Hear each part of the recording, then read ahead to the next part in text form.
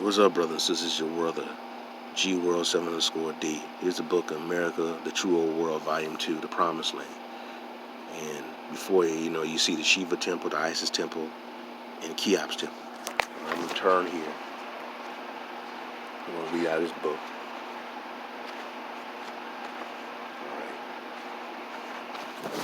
Right here. See it? Egypt is associated with the pyramids. Egypt is associated with the pyramids. However, the most pyramids and the oldest pyramids are in Americas. There are more pyramids in North America than all of Africa combined. Now, we include the pyramids of Central and South America. It is not even a contest anymore. America is a true old world. Egypt, ancient Egypt, was a global civilization, a global advanced civilization. Egypt was a global advanced civilization. All right, so it wasn't just over in northeastern Africa. Egypt was here in the Americas and over in Asia, because their influence was global. You had hieroglyphic writers in Australia, right off the coast of Australia, on rock. So the ancient Egyptians, so-called Egyptians, traveled and they were spread their knowledge around the world. Now here we go. We'll read this real quick. Let's talk about above is evidence that the Giza pyramids, which are aligned to Orion's Belt, Osiris Belt, are not the only three pyramids alignment. Like it on the earth, you have the same three pyramids at Teotihuacan, Mexico, which is now Mexico City. Right? And right here, Teotihuacan. I can get it clear. I can get it clear right here. Teotihuacan, let's see right here, is just another way of saying Tehuti, Thoth, alright, which was the ancient Egyptian god of writing, wisdom, etc. Can is just another way of saying Can, Kim, Black, King, Serpent, Dragon, alright. Teotihuacan was Upper Egypt, which was covered when they built Mexico City. The three pyramid alignments symbolize the pineal gland, the pituitary gland, and the hypothalamus gland that are in the human body. These are the master glands of the body. You have 7 glands altogether that must be purified through detox and spiritual practices in order to resurrect the sleeping dead mummy/Christ Osiris, that is your king's chamber, tomb brain. The pineal gland is the king of all glands because it is the seat of the soul, according to various mystics and philosophers. I'm going further over here. The other 3 pyramid structures that align to Orion's Belt are in Xi'an, China, Giza, Egypt, and Bosnia, Europe. You have 4 of these 3 pyramid alignments altogether.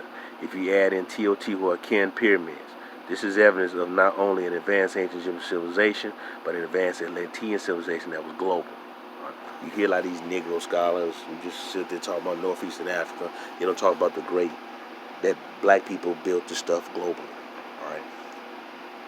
And then plus, as I read this, some people don't like the term Moor or Hebrew, whatever. I'm not getting to that. Just get the information, because there's very different type of black people here in the Americas. We're not from West Africa, man. We were already here. And our ancestors traveled the damn globe. Alright? The ancient Egyptian god Horus is from the Americas, okay? The ancient Egyptian god Horus is from the Americas, because you can clearly see that Horus is patterned after the Matador falcon, which is native to the Americas. Matador falcon. There it is. The ancient Egyptian god Thoth is from the Americas. The ancient Egyptian god Thoth is from the Americas, because you can clearly see that Thoth is patterned after the plumbeous Ibis, aka the blue Ibis, which is native to South America.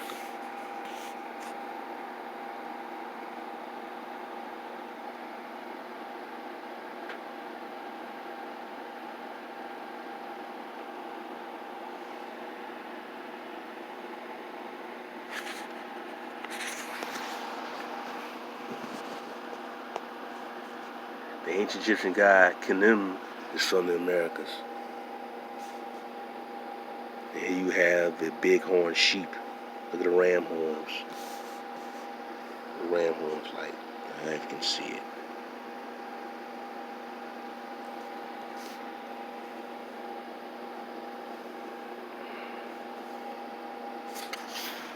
Alright. The ancient Egyptian god of Ptah is from the Americas.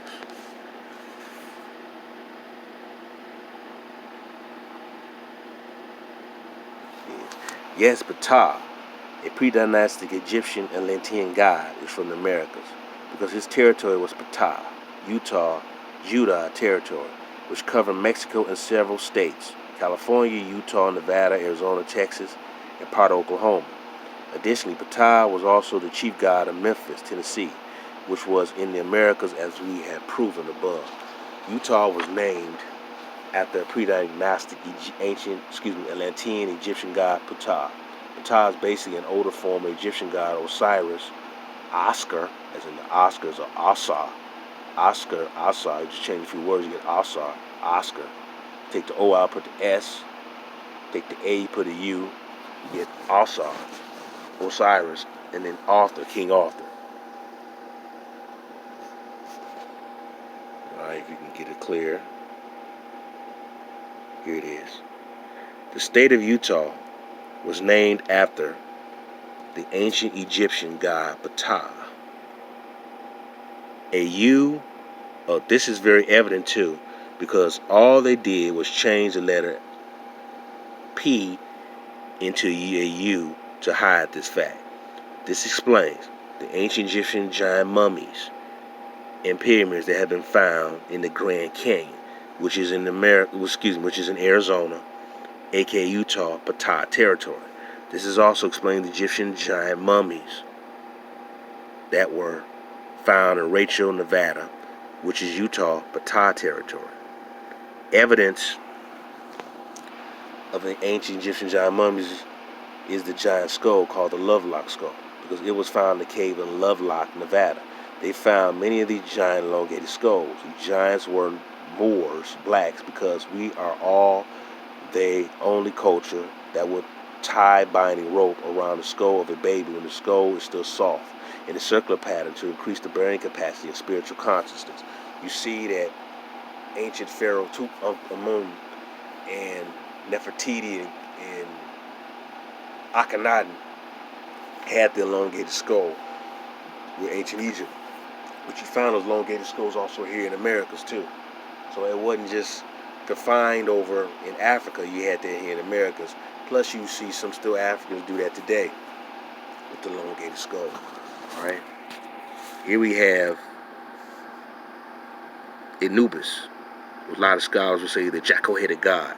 It's patterned after the Mexican Chola god. Okay? Chola god. Or Chola dog, the hairless dog, if I pronounced it correctly. Patterned after the Mexican hairless dog. Alright, you see the similarity right there. You know, I don't think they originated in America. I believe the dog originated probably in Asia, which shows the connection of the Americas, Africa, and Asia. It just tells you how, obviously the dog didn't swim over to the Americas. No, it's obviously people carried the dog with them as they traveled and brought them back to certain lands. That's the common sense. But when you start telling these idiots, these Pan-Africans, all this information, they don't want to hear that. Like with the rabbit. The rabbit comes out of Spain. And then you see, I remember seeing an ancient Egyptian stag hunt with Pharaoh Tutankhamun. I seen not only rabbits there, but I seen greyhounds. And the greyhound dog is in Europe. So obviously as they traveled, the dog did not swim through the river, the Atlantic Ocean or the Mediterranean to Egypt. Obviously they traveled there and then brought it back. They traveled all over the world. So you got to use common sense, man. Obviously the dog didn't get in the river or got in the boat by itself and then traveled over here to Americas. People carried it, brought them over here. Alright? Go even further. Read this right here. The ancient Egyptian god Anubis is from the Americas. I said maybe from Asia, but because they found an Anubis cave in Oklahoma, Ptah, Utah, Judah territory, which is more evident that Moors, blacks, were over here long before any slave trade. All right. And then goes on the Ogham or the Ogham, which is an ancient Irish and British alphabet that is derived from the African was used. These ancient Celts, Vikings, came to America long before Christopher Columbus. The ancient Irish, Celts, and the British have strong Egyptian ties. All right, he mentions that in the book. He also mentions that right here, Peru, which I've said this so many times, was named after Heru, aka Horus of ancient Egypt. Peru, Heru, Jeru. Peru was named after Heru, Horus, because in Hebrew the letter P and the letter H have the same numerical value and are interchangeable. Yes, etymology is a true science that proves a lot. Also, Peru, Heru, Jeru, and Egypt had too many similarities in art, customs, and culture for it to be just a coincidence. There's maps that show in the land of Jerusalem. You know, you have Jerusalem, you have Jerusalem, Heru, Jeru, Peru. You know, they were. That's That's not the only, I believe, Jerusalem, but what you now call modern day Peru was really named after Heru, the Egyptian god. I want to say Heru. It was named after Heru, Osiris's brother, not Osiris's son, Horus. It was named after his brother. All right. Then you have Lower Egypt, which is in North America, like Lower Kush was in North America too. All right. Yeah, Upper Kush, and Lower Kush in North and South America. Right, as we go on right here, he goes on to talk about, you see, well, he mentions Lower Kush, he mentions Mesopotamia and all those lands, how it was here in America, but I really want to focus on this one, the history of the California Moors right here, and what he talks about right here. The mighty California Moors were a powerful military savvy civilization with shipbuilders, priests, scientists, traders, and empire builders. These elite seafarers traveled all over the globe, trading in gold-tipped spears and precious stones, master of commerce. This highly sophisticated society practiced, as part of their religious ceremonies, astronomy, tracking celestial Sirius star systems, sacred science, geometry, and mathematics.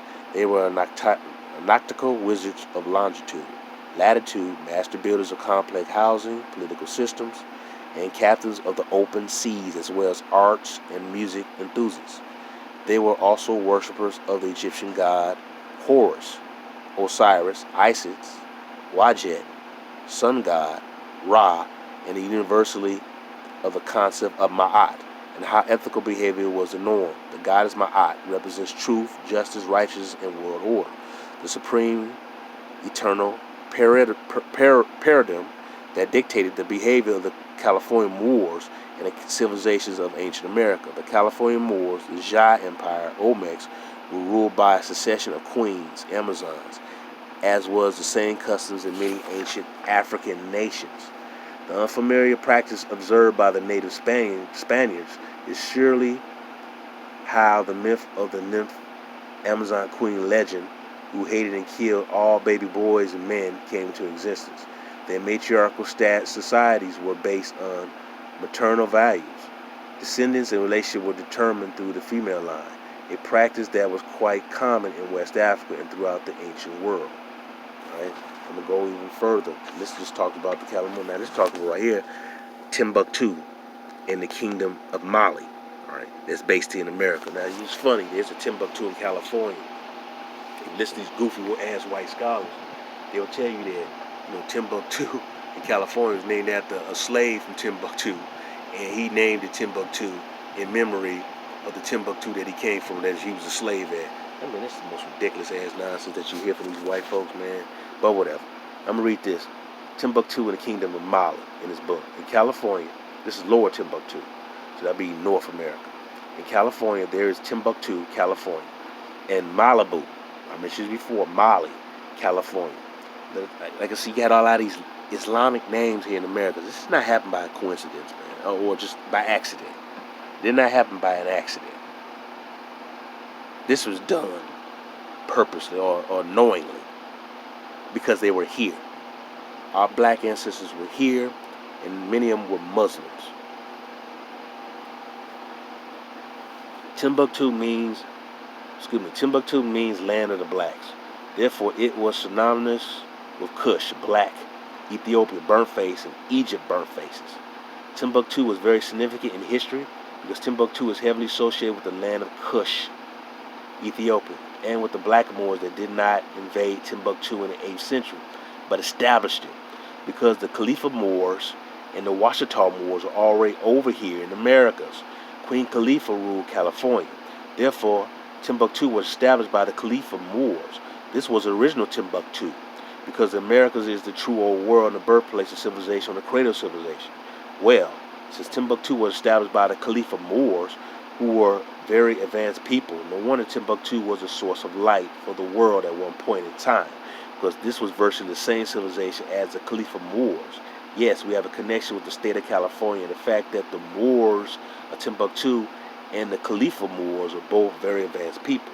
Timbuktu is a very famous place that was established by the Kushite Moors from Kush, which was also in the Americas. Timbuktu was once a major learning center, university, and a source of light, knowledge for the rest of the world. Yes, the Moors, blacks, are the true mothers and fathers of civilization. How far did Timbuktu extend? Well, we have 3 of them. So it extended from Timbuktu, California, to Timbuktu, New Jersey, New Jerusalem, to Timbuktu, Mexico. Credits given to a friend of mine named Tram Dickerson L. for his research. He gives a brother talking about Tram Dickerson L for research because he told me about Timbuktu in Americas, which I already knew, because all you got to do is pull out an encyclopedia or look at a map and you see the very different Timbuktus. The one in New Jersey and California I knew about a long time ago. The one by Mexico I had to learn about later on. All right. Now, let's discuss Timbuktu, New Jersey, New Jerusalem first.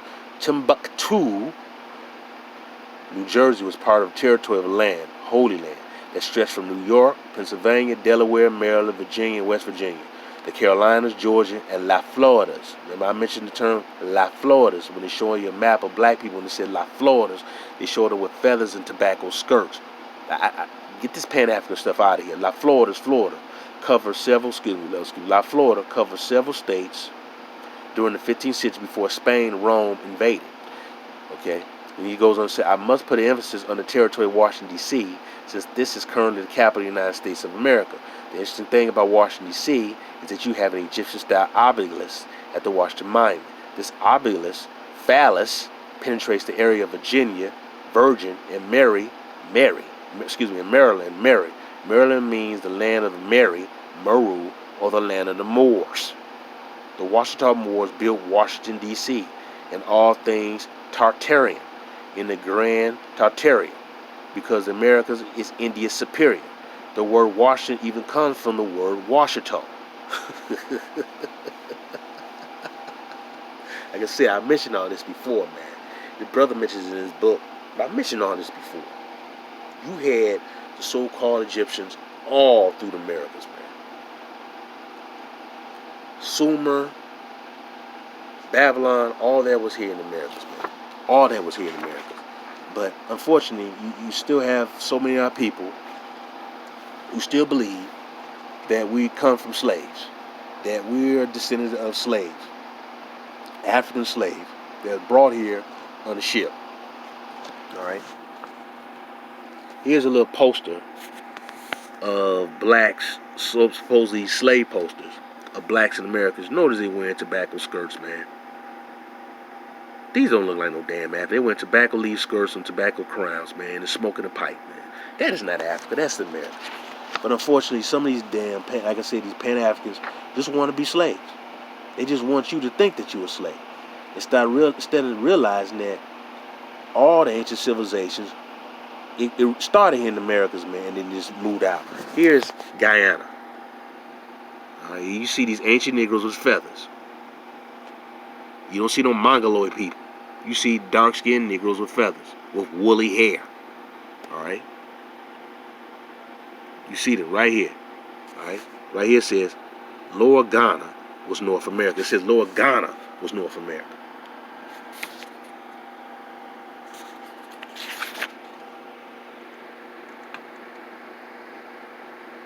Lower Ghana was North America. I'm going to read this real quick. All right? He talks about ancient kingdom of Ghana was in Americas. Now, like I mentioned before, the book by Katanga Bongo, I believe that's the brother's name, Katanga Bongo, the African guy, he mentions there how the civilization came from the Americas and went to Africa. I mentioned before in the last posting I did how these goofy white scholars will tell you that the oldest pyramid in Egypt was the step pyramids. Well, you have a bunch of step pyramids in America. Why would they sit there and build step pyramids in Africa and then build smooth pyramids and then come back to Americas and go back to the beginning of the drawing boards? No. It originally had the ideas in America. They perfected it and they went over to Africa and built those same type of pyramids. That's why you see Maya coming over to Egypt. There's a tomb dedicated to Maya, but when he's over Egypt, he's dressed like the Egyptian, doing spiritual practices there. And then when he's over in Americas, he's dressed like the Mayans of America. All right. So basically, the old knowledge of history is coming from America. Remember, America's not the new world; it's the old world. So they're taking their knowledge to the Americas and bringing it over to Africa, to other lands. That's why in Europe, you had those Moors, had those great paved streets. They didn't come out there nowhere. They got their knowledge from the black people here.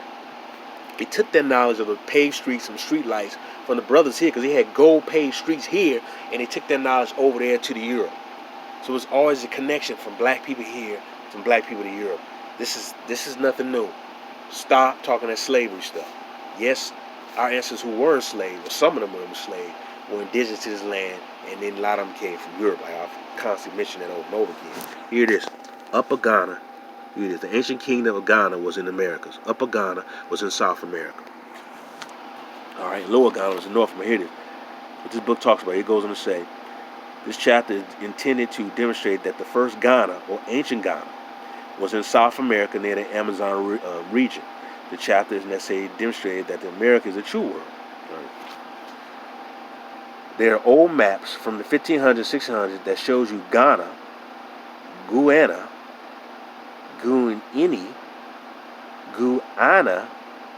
Guyana, which is now present-day Guyana, in South America near the Amazon region. The Guyana, Ghana, in South America was ancient Ghana, and he mentioned according to in the book Africa versus America by Isabel Alvarez. All right, in the 17th century, controlled by Holland, the slave quarry of American Guinea and its scarce gender, Europeans developed factories on the other coast, creating a Guinea on the coast, which is known as Congo or Angola, abundant in blacks for not have been exploited. Right? Why was Guyana, the Ghana of the West, the first Gold Coast? Well, because the capital city of Guyana,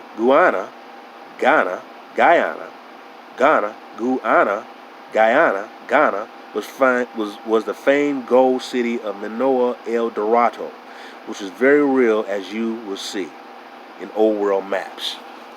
All right. Let's go on with this. I'm going to show you, like I said, I just showed you this. All right. El Dorado.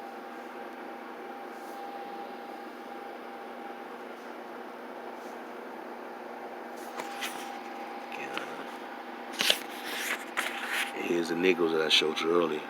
The Aboriginal blacks of Guyana. These are not African slaves. All right, y'all gonna have to cut that out, man. That mess is really getting on my nerves, because there's so much information out here that's showing you these black people. And then when you look at many places in Europe where they have statues not of no North African Moors or European Moors. They have statues of Aboriginal blacks in Europe, because you see some of them wearing the grass skirt, the grass or tobacco skirt, the tobacco leaf skirt, and the feathers. And you see those are images of the black people from the Americas. It was always constant travel. And they knew about the black people in America. They knew about Atlantis, because Atlantis were here in America. Lower Ghana was North America. See this right here, he talks about, now that we know that Upper Ghana was South America, it is easy to conclude that Lower Ghana has to be somewhere in North America, since duality, opposites, is a fact in nature and the supreme axiom of as above, so below, which is law of correspondence tells us that there has to be another ancient Ghana somewhere in the Americas. All right. He said, in maps showing you Guyana, Ohio, Guyana City, Ohio, and Guyana Creek, all of which are in North America. All these Ghana place names is strong evidence suggesting that Lower Ghana was in North America. You have the Middle Kingdom of Ghana, or Central Ghana, was in Central America. Guyana, Ghana, is also very rich in oil, aka black gold. All right, and he goes on to talk about how the first Congo was in Central America and the Caribbean. This is a very good book, man. This is an excellent book because it talks about the real black civilizations here in America. It doesn't leave you just saying that you was a slave from Africa, that you just came over here in the bottom of the ship. That information is a lie. Now, you can ignore the term Moors. Some people don't hear the term Moors. You had various different black people who came over here because America was known in the ancient world of richness, of beauty, of grandeur. And so it was all here already. So I don't understand why some of my people want to run away from obtaining this information. It's in your face, man. Or you're going to have to hunt for it, let me be honest with you. But once you hunt for it, you start noticing things that just right in your face. When you see a Timbuktu in California, a Timbuktu in Mexico, a Timbuktu in New Jersey, those are different points in the country. East Coast, Central Mexico, Western California. You see these constant Islamic names. I told you about Tallahassee, Tennessee, Tallahassee, Florida, Tallahassee, Tennessee. It's in your face. Muhammad, Illinois. All these places are in your face. It's these Islamic names and these Hebrewic names all through the damn Americas, man. They're all through the Americas. This stuff is right here in your face. And the Americas are much older. Like I said with these step pyramids, why would you say that you build step pyramids in Egypt, but then later on they come smooth, and then you go to the Americas, you build step pyramids again? Why would you go backwards? You go forward. And the older ones are in Americas. But unfortunately, listen to these goofy-ass white scholars who try to suppress and play down the great black civilization in America. First of all, they'll say that there was no connection to the people globally, which is a lie, that they were just landlocked, and it was basically just building their civilization separate to themselves. They were basically all these societies were a bunch of separate societies. There was no connection. That's a lie. That's a lie. By them saying that, they don't want you to take credit or take pride in being indigenous people of this world. They just want you to say that you're indigenous to Africa so they can steal your true history globally. You must get your whole history. You must take back your whole history. Do not listen to Umar Johnson. I always say this. Do not listen to Cyrus Seti, Imam Roscoe, Dr. Ma'at. Don't listen to any of them, man. They're not giving you good information. The so-called red Indians are really black people. All right? A lot of them put red ochre on their skin. All right? Or some of my people just have a reddish-brown hue. They're not Mongoloid people or Siberian people. Those are pale-skinned people. They're not red. Some of them could have mixed in with certain black people, but the original red-skinned people were nothing but Negroes themselves. Let's get that clear. The Europeans who were over here, the black Europeans, they knew about the Americas. So I'm not going to sit there and say they explored over here, because many of them were selling back and forth to America. When you're talking about explorer, you're going around looking for land that you know nothing about, seeking new land. They knew about land over here. They had maps to land. They had maps to come over here. There are plenty of ancient maps that are out there. That's what I said, brothers and sisters, use common sense. You have to study this information. You cannot listen to these silly coons on YouTube, man, who want to just tell you that you're from Africa, from West Africa, that you come from Nigeria. We don't look like them, man. We don't look nothing like them. Or the land of Lady Lagarde. We don't look like them. This is our land. We need to take pride in that. And do not allow outsiders to tell us who the hell we are and what we are. This is an excellent book by this brother, man. Excellent book, man, because he follows up on a lot of things that I talked about. All right? Excellent book. And like I said, when you look at the Grand Canyon, yes, it's natural geological rock, but you also can tell it has been carved into you look at it deeply. When you hear these